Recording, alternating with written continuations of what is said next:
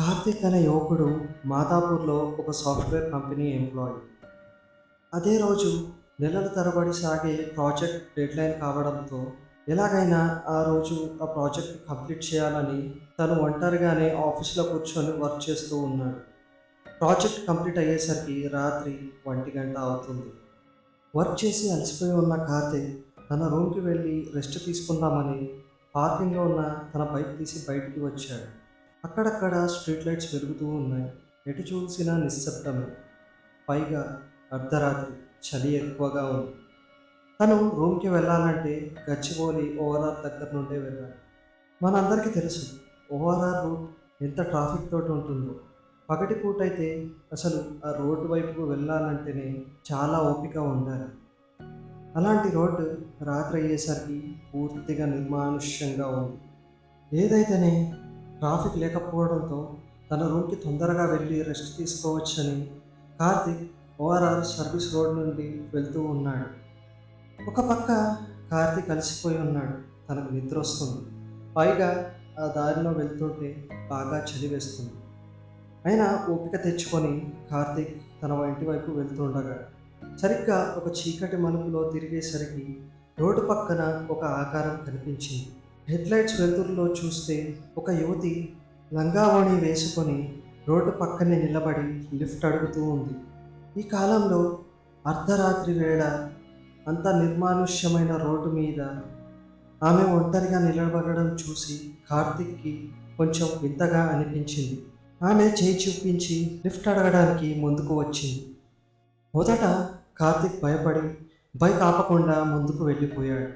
కానీ తను ఏదైనా ఇబ్బందిలో ఉందేమో, ఈ టైంలో ఒంటరిగా వదిలేసి వెళ్తే ఏదైనా జరగరాంది జరిగితే అనే ఆలోచన అతన్ని వెంటాడింది. 100 మీటర్ల దూరంలో బైక్ ఆపాడు. వెనక్కి తిరిగి చూశాడు. ఆమె అక్కడే నిలబడి ఉంది. కార్తిక్ బైక్ వెనక్కి తిప్పి తన దగ్గరికి వెళ్ళాడు. ఏంటి మేడం ఈ టైంలో ఇక్కడున్నారు? ఏదైనా ఇబ్బందా? ఎక్కడికి వెళ్ళాలి అని కార్తిక్ ఆమెను అడిగాడు. తనని చూస్తే ఎంతో సాంప్రదాయంగా మరియు ఎంతో అమాయకంగా పెరిగిన అమ్మాయిలాగా కనిపించింది. తన తల కిందకి పెట్టుకొని కొంచెం ముందు వరకు డ్రాప్ చేస్తారా? మా ఊరు వెళ్ళే బస్సు మిస్ అయ్యాను అని కార్తిక్తో అంది. కార్తిక్ కాదనలేకపోయాడు. సరే ఎక్కండి అన్నాడు. తను వెంటనే వెనక సీట్లోకి ఎక్కి కూర్చుంది.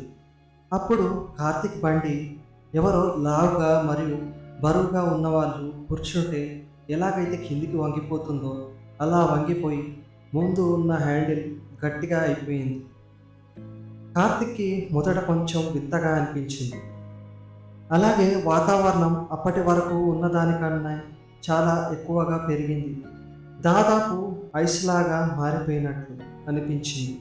అంతకంటే వింత ఏంటంటే ఆమె నుండి పాతకాలపు మల్లెపూల వాసన వస్తుంది. ఆ మల్లెపూల వాసనలో కూడా ఏదో కుళ్ళిపోయిన వాసన మిక్స్ అయినట్టు కార్తిక్కి అనిపించింది. బైక్ స్టార్ట్ చేసి కార్తిక్ ముందుకు వెళ్ళడం కొనసాగించాడు. కార్తిక్ మెల్లగా ఆ అమ్మాయితో మాట్లాడడానికి ప్రయత్నించాడు. మీ పేరేంటి? ఇక్కడ దగ్గరలో ఎవరైనా మీకు తెలిసిన వారు ఉన్నారా అని అడిగాడు. కానీ ఆమె నుండి ఎలాంటి సమాధానం రాలేదు. కార్తిక్ రియర్ వ్యూ మిర్రర్ నుండి ఆమె వైపుకు చూశాడు. అతని గుండె ఒక్క క్షణం ఆగినంత పనైంది. ఎందుకంటే ఆ మిర్రర్లో నుంచి బ్యాక్ సీట్ మీదకి చూస్తే అక్కడ బ్యాక్ సీట్లో ఎవ్వరూ కనిపించట్లేదు. తను డ్రైవ్ చేస్తూనే మెల్లగా వెనక్కి తిరిగి చూశాడు. ఆ అమ్మాయి వెనక సీట్లో కూర్చొనే ఉంది. కానీ మిర్రర్లో మాత్రం కనిపించట్లేదు. ఒక్కసారిగా కార్తిక్ ఒళ్ళంతా జలధరించింది. భయంతో చెమటలు పట్టాయి. హనుమాన్ చాలీసా చదువుకుంటూ ఎలాగైనా ఆమె త్వరగా దింపేసి తన రూమ్కి వెళ్దామని స్పీడ్ పెంచాడు. ఇంకెంత దూరం ఉంది మేడం అని కార్తిక్ వణుకుతున్న గొంతుతో ఆమెను అడిగాడు. ఇక్కడే ఈ చెట్టు పక్కనే ఆపండి అని ఆ అమ్మాయి చెప్పింది. ఎదురుగా ఒక పెద్ద మర్రి చెట్టు ఉంది. అక్కడ స్ట్రీట్ లైట్స్ కూడా లేవు. కార్తిక్ బ్రేక్ వేశాడు. బైక్ ఆగింది. ఆగడంతో ఆమె వెనుక నుండి దిగింది. కార్తిక్ భయంతో ప్రాణాలు గుప్పెట్లో పెట్టుకొని ఆమె వైపు చూడకుండానే ఇక నేను వెళ్తా అనబోయాడు. కానీ అనుకోకుండా అతని కళ్ళు ఆ అమ్మాయి కాళ్ళ వైపుకు మళ్ళింది. లంగా కింద ఆమె పాదాలు చూస్తే అసలు అక్కడ పాదాలు ఉన్నట్టుగానే కనిపించట్లేదు. ఆ పాదాలు గాల్లో ఒక ఇంచ్ పైకి తేలుతూ ఉన్నాయి. అంతకంటే ఘోరం ఏంటంటే తను భూమి నుండి 2 అడుగుల్లో పైకి ఈ గాల్లో ఎగురుతుంది. కార్తీక్ నోట మాట రాలేదు. అరిచే శక్తి కూడా అయిపోయింది. సరిగ్గా అప్పుడే ఆమె నవ్వడం మొదలుపెట్టింది.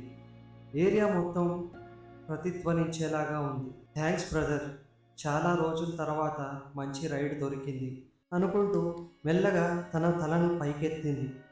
ఆమె కళ్ళు పూర్తిగా నల్లగా ఉన్నాయి. కళ్ళ నుండి రక్తం కారుతుంది. తన ముఖం అంతా చర్మం లేకుండా తన గొంతు పైన మొత్తం గుంతలు పడి ఉంది. అంతే. కార్తీక్ ఒక క్షణం కూడా అక్కడ ఆగలేదు. అక్కడి నుంచి అతి వేగంగా నడుపుకుంటూ వెళ్ళాడు. వెనుక ఆ భయంకరమైన నవ్వు ఇంకా వినిపిస్తూనే ఉంది. ఆ రోజు రాత్రి కార్తీక్ తన రూమ్కి ఎలా చేరుకున్నాడో తనకే తెలియదు.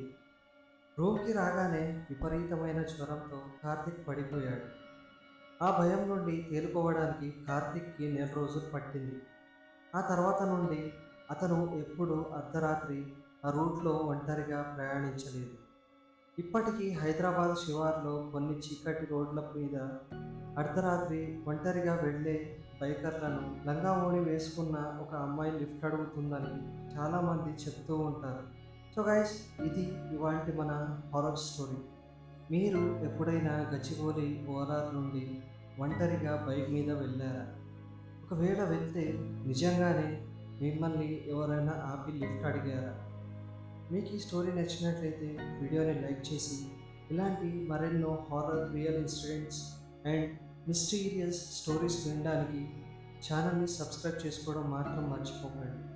సో కలుద్దాం మరొక ఇంట్రెస్టింగ్ అండ్ మిస్టీరియస్ హారర్ స్టోరీలో.